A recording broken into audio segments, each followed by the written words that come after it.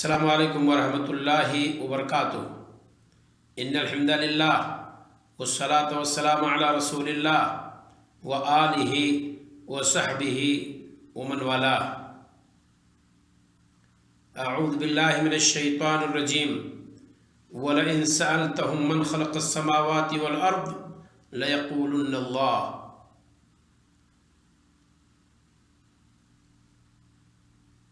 میرے متروں، بھائیوں اور بہنوں،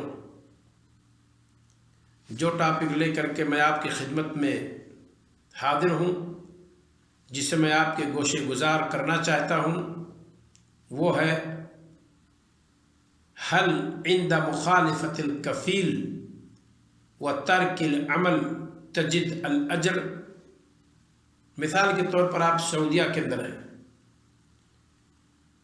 آپ نے ایگریمنٹ کیا ہے اپنے کفیل کے ساتھ کچھ کرنے کا، اور اس نے وعدہ کیا ہے ہر مہینہ، ہر منتھ، ہر ماس آپ کو کچھ دینے کا۔ اب اگر آپ کفیل کے ہاں کام نہ کر کے کسی اور کے ہاں کام کریں تو کیا آپ مستحق ہیں کہ آپ کا کفیل آپ کو اجرت دے، محنتانہ دے؟ یا یوں ہی سمجھیں دنیا کے کسی حصے میں آپ ایک سمپتی والے کروڑ پتی کے ہاں، صاحب مال کے ہاں، دھنوان کے ہاں ایک دن کی مزدوری طے کر لیتے ہیں۔ آپ کے پاس پیسے نہیں ہیں، روپے نہیں ہیں، آپ مزدور ہیں، کشکول لے کر گھومتے ہیں، لیکن ایک دن مزدوری کرنے کا ٹھان لیا آپ نے، اور ایک دھنوان کے ہاں کام کرنے کا پلان آپ نے بنا لیا اور نرنے لے لیا۔ آپ نے وعدہ کیا آپ نے کہ کل صبح آپ کے ہاں کام شروع کر دیں گے۔ وہ دن بھر آپ کا انتظار کرتا رہا اور آپ دن بھر نظر نہیں آئے۔ ساندھ کے وقت، شام کے وقت آپ اس کے گھر گئے اور آپ نے کہا اجرت دیجیے۔ وہ کیا کہے گا آپ سے کہ شاید آپ کا ذہن چل گیا ہے، ہم سے اور آپ سے معاہدہ تھا، ہمارے اور آپ کے مابین ایک عہد و میثاق تھا کہ آپ ہمارا کام کریں گے، میں آپ کو مزدوری دوں گا، پر آپ تو کام کرنے آئے نہیں، اور اوپر سے آپ آ گئے ہیں ہم سے اجرت مانگنے کے لیے، محنتانہ مانگنے کے لیے۔ کس چیز کا محنتانہ؟ آپ نے تو محنت کی ہی نہیں۔ اب آپ فیصلہ کیجئے کہ کیا آپ حق بجانب ہیں، آپ سخت مانوس کہے جائیں گے اگر بغیر کام کے آپ نے اجرت کا مطالبہ کیا ہے؟ تو یقیناً اس سنسار کے اندر کوئی مانوس اس کو عقل کا کام نہیں کہے گا، بے عقلی کا کام کہے گا۔ یہ کاج، یہ کار، یہ کسی اچھے آدمی کا، بہتر آدمی کا، چرتر والے، جس کا چرتر بہتر ہو، اس کا کام ہی نہیں ہو سکتا۔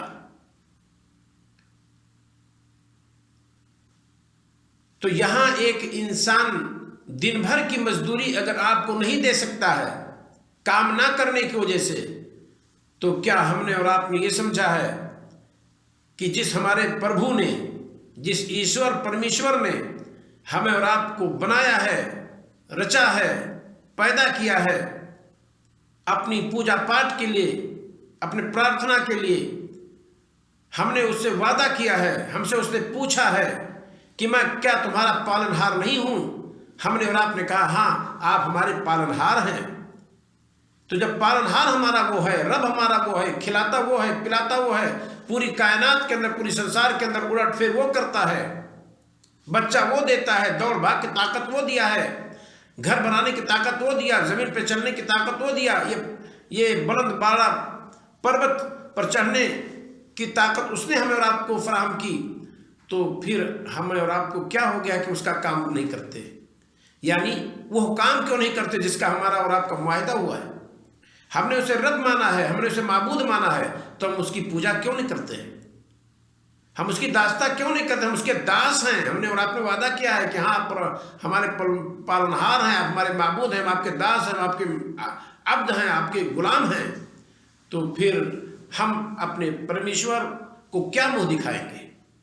کہنا صرف یہ ہے کہ جب ایک کفیل، ایک دھنوان ایک دن کی مزدوری بغیر کام کیے نہیں دے سکتا ہے، بغیر ذمہ داری نبھائے نہیں دے سکتا ہے، تو ہم اور آپ اللہ تعالیٰ کی طرف سے جو دائتو، جو ذمہ داری ہمارے اور آپ کے ناتمہ کندھوں پر جو ڈالی گئی ہے، اسے ہم نہیں بجا لائیں گے تو اللہ تعالیٰ ہمیں اور آپ کو اجر کیسے دے گا؟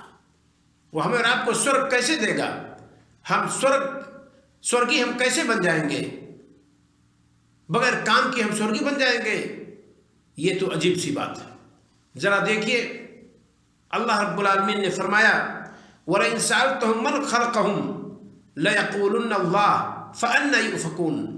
اگر آپ سوال کریں ان سے کہ آپ لوگوں کو کس نے پیدا کیا ہے، تو وہ باغ دہل اعلان کریں گے، چیخ چیخ کر پکاریں گے اللہ نے ہمیں پیدا کیا ہے. سوال کرتا ہے پالنہار ہمارا پربھو، آپ کہیں پھر یہ کہاں الٹے جاتے ہیں کہ جب پیدا کرنے والا، رچنے والا ہمیں اللہ ہے، ہمارا ایشور پرمیشور ہے، تو ہم پھر پوجا پاٹ کسی اور کی کیوں کرتے ہیں؟ یہ سوال ہم سے اور آپ سے، یہ پرشن ہم سے اور آپ سے کیا جائے گا کہ نہیں کیا جائے گا؟ بالکل کیا جائے گا. دوسری آیت دیکھیے، یہ آیت سورہ زخرف میں جو میں نے پڑھی ہے 87 نمبر، سورہ العنکبوت میں 61 نمبر پر موجود ہے. وَلَئِن سَأَلْتَهُم مَّنْ خَلَقَ السَّمَاوَاتِ وَالْأَرْضِ.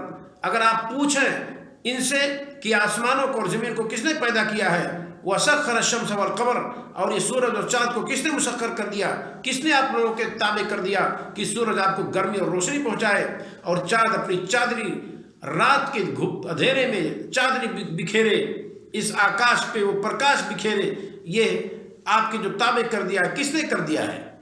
لَيَقُولُنَّ اللَّهُ، تو البتہ کہیں گے کہ اللہ نے یہ سب کچھ کیا ہے. فَأَنَّىٰ يُؤْفَكُونَ، تو پھر وہ کہاں پلٹے جا رہے ہیں، کہاں الٹے جا رہے ہیں؟ یہ سورہ العنکبوت آیت نمبر 61 میں اللہ رب العالمین نے اس کا تذکرہ کیا ہے. ہم اگر اس سنسار کے اندر بھلا کام کریں گے، پوتر کام کریں گے، تبھی اللہ رب العالمین ہم اور آپ کو اس کا بہتر بدلہ دے گا.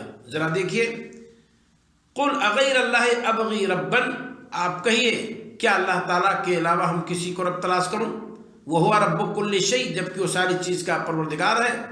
وَلَا تَكْسِبُ كُلُّ نَفْسٍ إِلَّا عَلَيْهَا، اور کوئی بھی، جو بھی شخص جو عمل کوئی کرتا ہے تو اسی پر رہتا ہے، یعنی اس کا تاوان اسے خود بھگتنا پڑے گا. وَلَا تَزِرُ وَازِرَةٌ وِزْرَ أُخْرَىٰ، کوئی بوجھ اٹھانے والی کسی دوسرے کا بوجھ نہیں اٹھائے گی.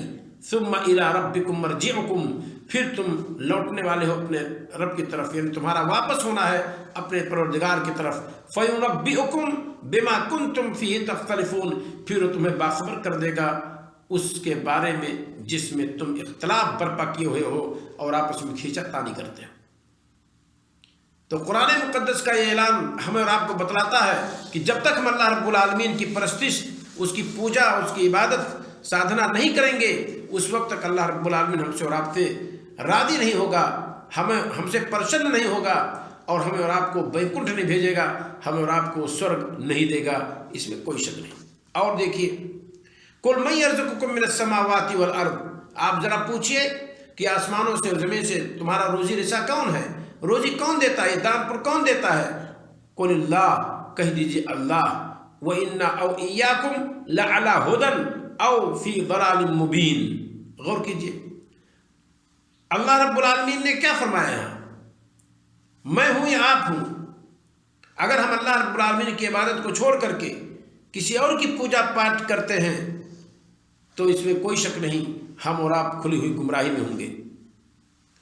قُلْ مَن يَرْزُقُكُم مِّنَ السَّمَاءِ، سورہ یونس آیت نمبر 31 میں کہہ دیجئے، پوچھئے آسمان سے کون روزی دیتا ہے، زمین سے کون روزی دیتا ہے؟